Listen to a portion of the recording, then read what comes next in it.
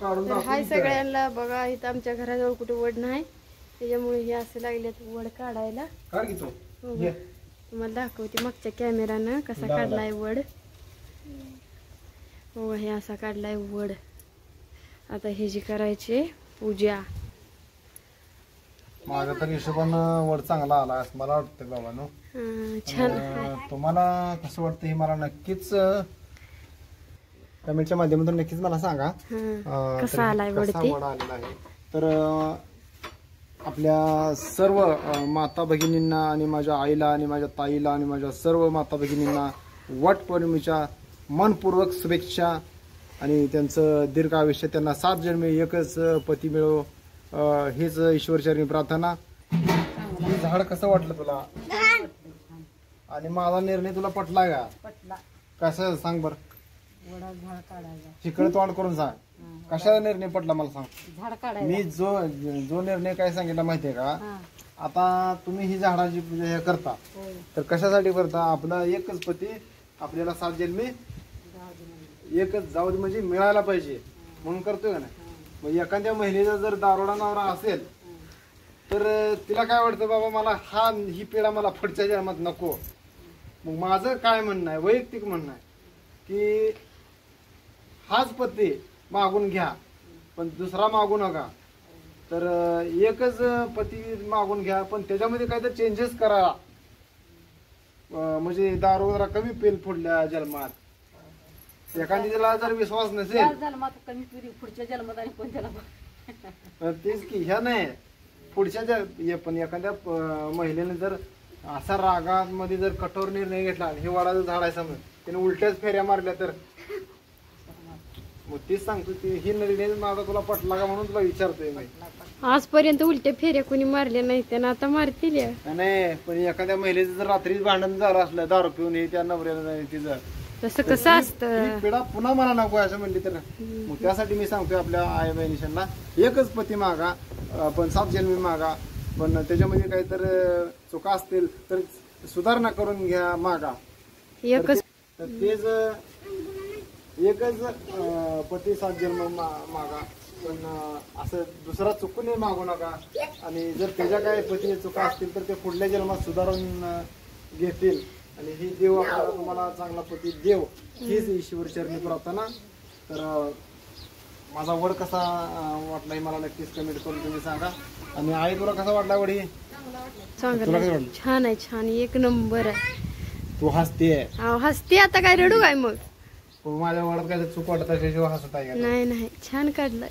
तर आम्ही सुद्धा आता आई सुद्धा आणि ही सुद्धा वडाची पूजा करणार आहेत ते सुद्धा मी तुम्हाला दाखवतो. तर दाखवतो मला तुम्ही बी करणार आहे. ह्याच्यामध्ये कलर आहे का कोणता हे काय गुलाल वगैरे काय मिक्स केलं हे मला माहित नाही.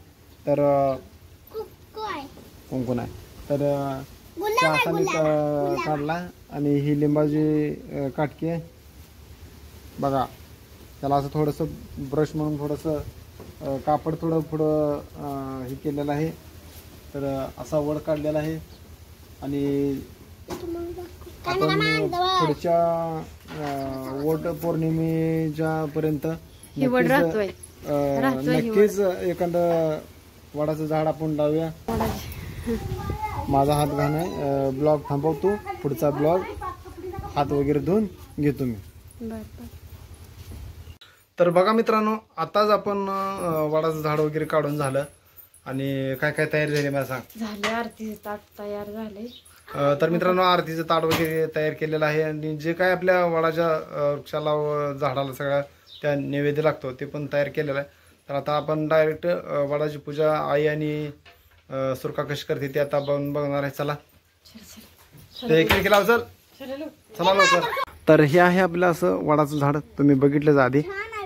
आणि हे आपल्या भिंतीला असं तडे गेलेलं आहे पावसामध्ये तुम्ही बघू शकता. हीच एक भिंत एवढी छान राहिली. तर सुरकानं अशी समय वगैरे लावलेली आहे इथं. आंब्याची पानं पण आणलेली आहेत इथं. इथं आता आपल्या तर आंब्याची झाडच नाही तर आणि ही आंब्याची पानं आणली तर तुम्ही म्हणाला आंब्याची झाड नाही म्हणतो. तर ही कसं एक लहान छोटंसं झाड आहे ते पण तुम्हाला दाखवतो मी.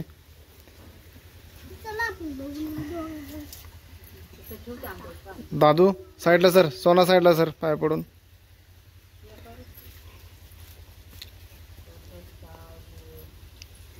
तर आमची जी दुसरी भावाची जी मिसेस आहे ती गेली आहे, तिच्या माहेरी गेलेली आहे. थोडासा देवाचा कार्यक्रम आहे. हा, सुवासनीचा काय कार्यक्रम आहे ते तिकडे गेलेले आहेत.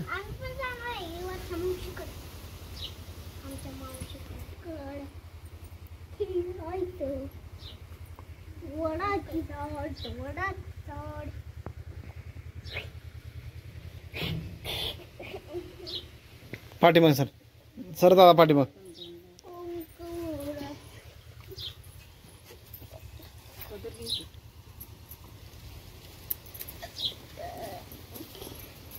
माग सर.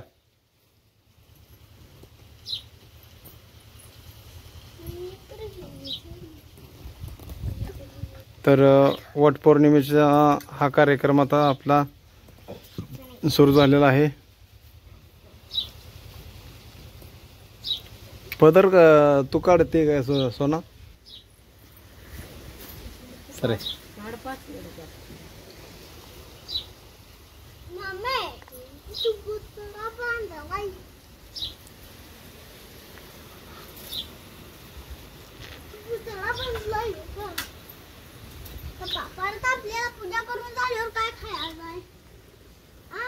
काहीतरी प्रसाद खायचा असतोय. पुढे विजली आरती.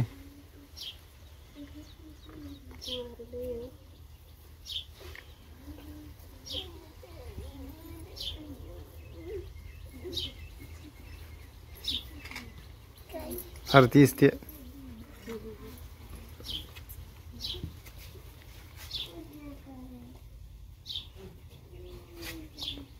आई इकडे बघ. थांब, पलीकडल्या साईडनं आलो. थांब, इकडे बघा सुरका. हा,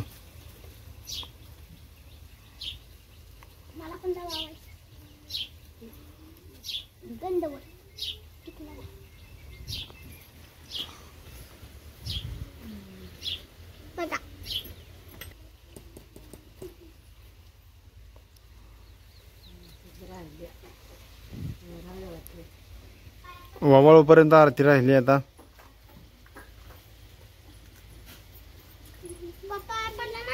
पडणार की आता.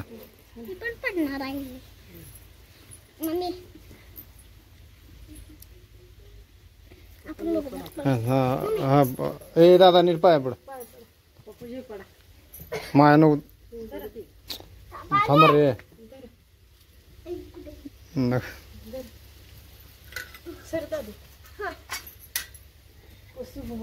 पप्पा देव आहे ग मम्मी.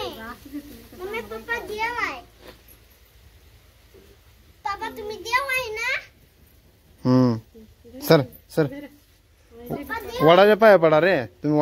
वडाच्या पाया पडा, माझ्या पाया पडून.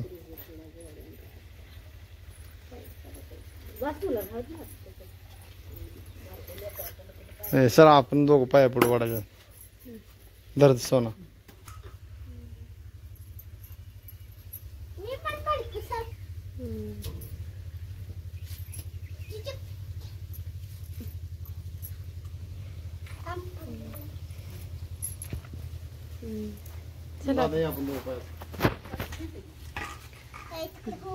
पडा पाय.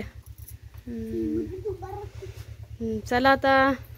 तर मित्रांनो, अशा प्रकारे आपली वटपौर्णिमेची पूजा झालेली आहे. तर पुन्हा एकदा आपल्या सर्व माता भगिनींना माझ्याकडून आणि माझ्या परिवाराकडून आणि माझ्या यूट्यूब फॅमिलीकडून तर मनपूर्वक वटपौर्णिमेच्या शुभेच्छा. त्यांना दीर्घायुष्य लाभो आणि तोच सात जन्मी पती मिळो हीच ईश्वरचरणी प्रार्थना. चला, बाय बाय.